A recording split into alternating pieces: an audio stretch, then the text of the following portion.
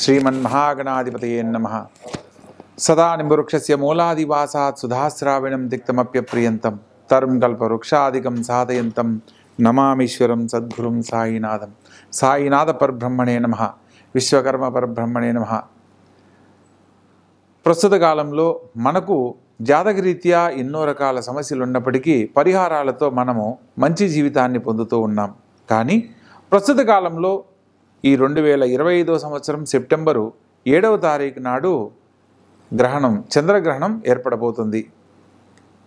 ఈ యొక్క చంద్రగ్రహణము రాహువుకి సమీపంలో ఉండడం వల్ల రాహుగ్రస్త చంద్రగ్రహణంగా దీన్ని చెప్పడం జరుగుతుంది. అదేవిధంగా ఈ యొక్క గ్రహణాన్ని సంపూర్ణ చంద్రగ్రహణంగా కూడా పరిగణించడం జరుగుతుంది. ఈ యొక్క సంపూర్ణ చంద్రగ్రహణం జరిగేటప్పుడు మనకు చంద్రుడు నిండు ఎరుపు వర్ణంలో కనబడుతూ దర్శనమిస్తాడు. కాబట్టి ఈ యొక్క గ్రహణాన్ని ఇంగ్లీష్లో బ్లడ్ మూన్ గ్రహణంగా కూడా పేర్కొనడం జరుగుతుంది. ప్రస్తుత కాలంలో మనం గ్రహణానికి సంబంధించి ఎందుకు చర్చించుకోవాలి అనే అంశాన్ని గురించి ఆలోచించినట్లయితే మనకు జరిగిపోయిన కాలంలో గ్రహణ సమయంలో కొన్ని రకాల విపత్తులను మనం ఎదుర్కోవడం జరిగింది.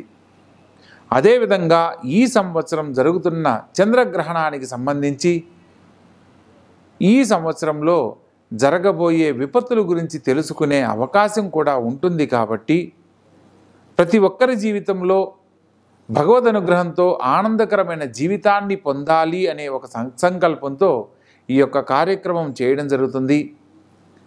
ఈ యొక్క గ్రహణానికి సంబంధించి జరిగిపోయిన అంటే గత కాలంలో జరిగిన చంద్రగ్రహణాలను కనుక మనం పరిశీలించినట్లయితే 2001 జనవరి 9 ప్రాంతంలో ఏర్పడిన చంద్రగ్రహణం వల్ల గుజరాత్లో భయంకరమైన ప్రకంపనల వల్ల అనేక భూ నష్టము, ధన నష్టము, జన నష్టం కలగడాన్ని మనం గమనించవచ్చు.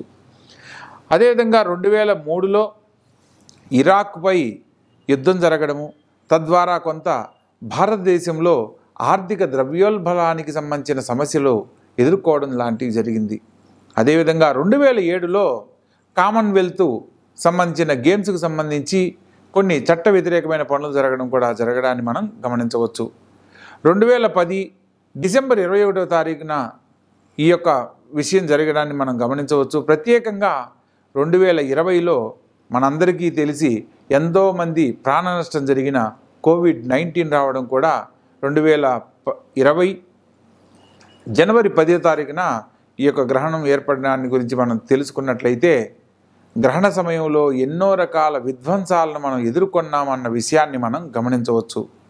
ప్రస్తుత కాలంలో కూడా ఈ యొక్క చంద్రుడు రాహుగ్రస్తమై గ్రహణ రూపంలో ఏర్పడడం ద్వారా ఈ గ్రహణానికి సంబంధించి అనేక మంది జలప్రలయంలో కొట్టుకుపోవడం, వర్షాలకు మరియు భూకంపాలకు సంబంధించిన విధ్వంసాలు ఎన్నో జరగడం లాంటివి మనం గమనించవచ్చు. ఈ మధ్య జరిగిన కాలంలో చైనాలో జరిగిన వరదలు కానీ లేదా కొన్ని ప్రాంతాలలో క్లౌడ్ ఫ్లడ్స్ అని చెప్పని మనం ఉత్తరాఖండ్ ప్రాంతంలో ప్రస్తుతం ఉన్న ఈ మధ్య జరిగిన వరదల్లో ఎంతోమంది ఊర్లు కొట్టుకుపోయి ఇచ్చిన విషయాన్ని కూడా మనం గమనించవచ్చు.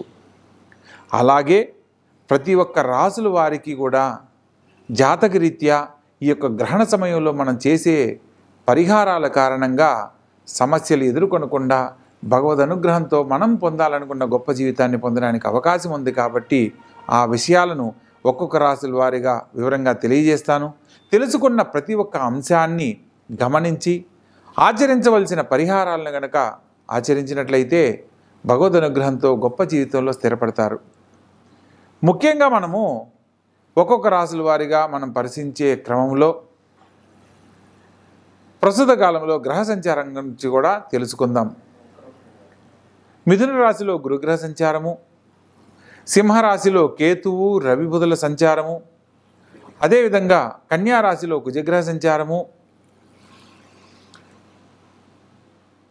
అదేవిధంగా కుంభరాశిలో రాహువు చంద్రుడు మరియు మీనరాశిలో శనిగ్రహ సంచారం జరుగుతున్నాయి. ఇలా గ్రహాలు సంచరించే కాలంలో మనకు ఈ యొక్క కుంభరాశిలో చంద్రుడితో రాహువు కలవడం వల్ల ప్రత్యేకించి ఈ యొక్క కుంభరాశి వాళ్ళు, సప్తమ స్థానమైన సింహరాశి వాళ్ళు, సింహరాశిలో ఉత్తరా పల్గుని నక్షత్రంలో ఈ యొక్క గ్రహణ దోషం ఏర్పడుతుంది కాబట్టి ఈ రెండు రాశుల వాళ్ళు విశేషమైన దైవ కార్యక్రమాలను ఆచరించడము, దేవతారాధనలో ఆ రోజు సమయాలను కేటాయించుకుని మరీ భగవద్భక్తితో గనక ధ్యానిస్తూ మనోవాంఛలను గనక భగవంతుని ముందు చెప్పుకున్నట్లయితే ఎదుర్కొనబోతున్న విపత్తుల నుంచి బయటపడడమే కాకుండా ఆనందకరమైన జీవితాన్ని పొందడానికి అవకాశాలు ఏర్పడతాయి. మేషరాశి వారికి ఎప్పటి నుంచో పరిష్కారం కాని సమస్యలన్నీ పరిష్కరించబడతాయి. భగవంతుని అనుగ్రహంతో భవిష్యత్తుకు సంబంధించి తీసుకునే నిర్ణయాల్లో చక్కని శుభ ఫలితాలు పొందడానికి అవకాశం ఉంటుంది. సంతాన భాగ్యం కోసం ఎదురు చూస్తున్న వారికి సత్సంతాన భాగ్యాన్ని పొందే అనుకూలత లభిస్తుంది. ప్రత్యేకంగా ఈ రాశి వారికి ఆర్థిక బలం చేకూరుతుంది. కుటుంబంలో శుభకార్య ప్రయత్నాలన్నీ అనుకూలిస్తాయి. ఉద్యోగ ప్రయత్నాలలో శుభవార్తలు వినే అవకాశం లభిస్తుంది. ప్రత్యేకంగా ఈ యొక్క రాశివారు దేవతారాధనకు సంబంధించి మాతృసేవను చేయడం అద్భుతమైన ఫలితాలను ఇస్తుంది. చంద్రుడు మాతృకారకుడు కాబట్టి మాతృకారకుడైన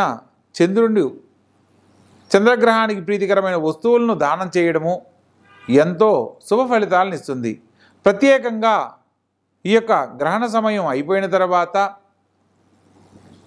విడుపు కాల స్నానం ఆచరించి పేదవారికి వస్త్రదానము, బ్రాహ్మణునికి బియ్యము, పాలు, శ్వేత వస్త్రము, కొద్దిగా వెండి లేదా వెండితో తయారు చేయబడిన నాగపడిగను బ్రాహ్మణునికి దానమిచ్చి మనసులో ఉన్న సంకల్పాన్ని కనుక చెప్పుకున్నట్లయితే అతి శీఘ్రముగా కోరుకున్న గొప్ప జీవితాన్ని పొందడానికి అవకాశం ఏర్పడుతుంది.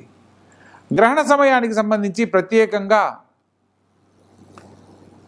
మనకు రాత్రి 10:29 ప్రారంభమయ్యి 8వ తారీఖు నాడు అంటే 7వ తారీఖు రాత్రి 12 గంటలు దాటిన తర్వాత తెల్లవారితే 8వ తారీఖు ఆ రోజు 2:56 వరకు ఈ యొక్క గ్రహణ సమయం జరుగుతూ ఉంటుంది.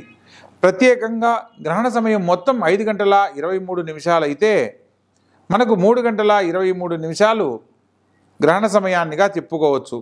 అంటే ప్రారంభ కాలము, అంత్యకాలము, పట్టుకాలము, విడుపు కాలంలో మధ్యలో గ్రహణానికి సంబంధించి సంపూర్ణంగా పట్టే సమయం 1:48 ఉంటుంది. ఈ సమయాన్ని మొత్తం ఇలా లెక్కగట్టి మనము గ్రహణ ప్రారంభ కాలానికి ముందు సూతక కాలం కూడా నిర్ణయించబడుతుంది 9 గంటల ముందు. ఈ సూతక కాలాన్ని తప్పనిసరిగా ప్రతి ఒక్కరూ ఆచరించవలెను. ప్రత్యేకంగా ఈ యొక్క గ్రహణ సమయానికి సంబంధించి మనకు భారతదేశంలో మరియు ఆఫ్రికా ఖండంలో, ఆసియా ఖండంలో, ఆస్ట్రేలియాలో, అదేవిధంగా యూరప్లో ఈ యొక్క చంద్రగ్రహణం దర్శనమిస్తుంది కాబట్టి ప్రత్యేకంగా గ్రహణ సంబంధమైన నియమాలను తప్పనిసరిగా ఆచరించాలి. తద్వారా భవిష్యత్తుకు సంబంధించి తీసుకునే నిర్ణయాలలో చక్కని శుభ ఫలితాలు పొందే అనుకూలత లభిస్తుంది.